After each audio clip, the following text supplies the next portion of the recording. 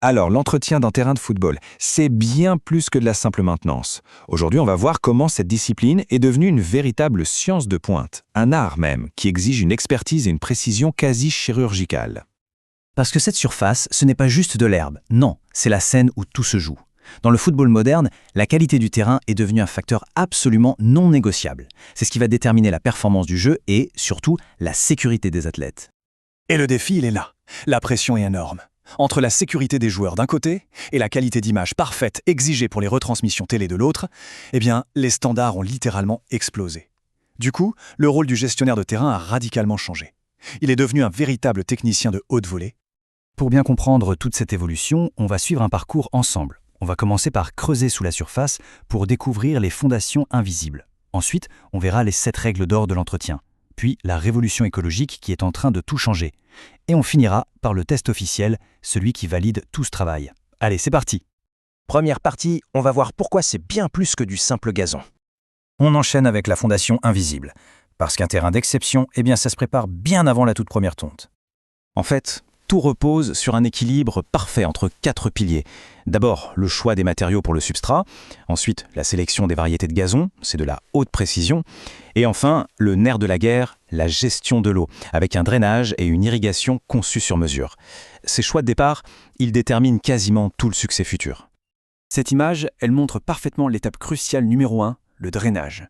Il faut d'être clair, un terrain qui gère mal l'excès d'eau est un terrain condamné. Ce réseau, c'est un peu le système circulatoire invisible qui va garantir la santé du gazon, qu'il pleuve des cordes ou qu'il fasse un soleil de plomb. Une fois que le drainage est en place, on passe au substrat. Et attention, ce n'est pas juste de la terre, c'est un mélange super technique, conçu pour trouver l'équilibre parfait. Il doit laisser les racines respirer tout en retenant juste ce qu'il faut d'eau et de nutriments. C'est ça, la base d'un sol vivant et performant. Troisième partie, les 7 règles d'or. Une fois que le terrain est construit, la mission essentielle peut commencer. Et pour ça, il y a des opérations qui sont tout simplement non négociables. Ces 7 opérations, c'est le minimum vital. On commence par l'analyse de sol, c'est le diagnostic. Puis le plan de fertilisation, c'est la prescription. On ajoute à ça la régénération annuelle pour garder le sol bien aéré, le contrôle des mauvaises herbes, la tonte et bien sûr la réparation après chaque match. Ah, et un point essentiel, on évite au maximum les rouleaux. Ça compacte le sol, ça l'asphyxie, bref, chaque étape compte. On passe à la 4e partie, la nouvelle révolution verte. On est entré dans une nouvelle ère, celle du zéro phyto. La loi a complètement changé la donne. Fini les traitements chimiques, place à une approche beaucoup plus écologique. C'est un défi immense, mais aussi une opportunité incroyable. Et cette citation, elle résume parfaitement l'enjeu. Ce n'est pas juste une nouvelle règle à suivre, non, c'est un appel à une montée en compétences radicale. La rigueur, la formation et une compréhension profonde de l'écosystème du sol, voilà les nouveaux outils du gestionnaire. Ce qui est fascinant, c'est le changement total de philosophie. Avant, on était dans une approche réactive. Un problème, un produit chimique. Aujourd'hui, on est dans une approche proactive. Le but, ce n'est plus de tuer les problèmes, mais de créer un sol tellement vivant et sain qu'il se défend tout seul. On va donc nourrir le sol avec des microbes, gérer le feutre avec des bactéries, aérer plus. 5e partie, le test officiel.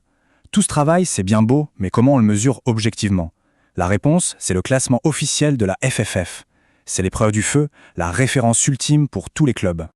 Ce classement FFF, attention, ce n'est pas une simple recommandation. C'est une procédure hyper rigoureuse qui vient valider qu'une installation est conforme à toutes les règles. Ça garantit que le terrain est apte à recevoir des compétitions officielles en toute sécurité et équité. C'est une vraie certification d'excellence. Ce tableau, il synthétise une réglementation assez dense.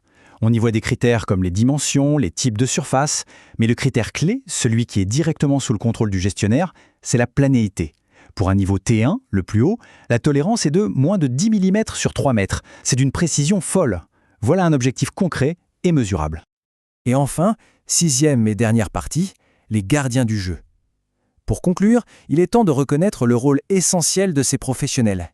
Plus que des jardiniers, ce sont de véritables gardiens du jeu, des héros de l'ombre. Le résultat final, un terrain impeccable comme celui-là, ça n'arrive jamais par hasard. C'est le fruit d'une expertise scientifique, d'un sens artistique et d'un dévouement de tous les instants. Un terrain pareil, il n'est pas juste entretenu, non, il est sculpté. Et l'impact de ce travail est tout simplement immense. Il touche au cœur même du football, la sécurité des athlètes, la qualité du spectacle pour des millions de personnes et au final, toute la magie de ce sport. La question finale s'impose donc. En appliquant toute cette science, cette rigueur et cette nouvelle philosophie, est-ce que son terrain est prêt à passer au niveau supérieur? Le défi est lancé.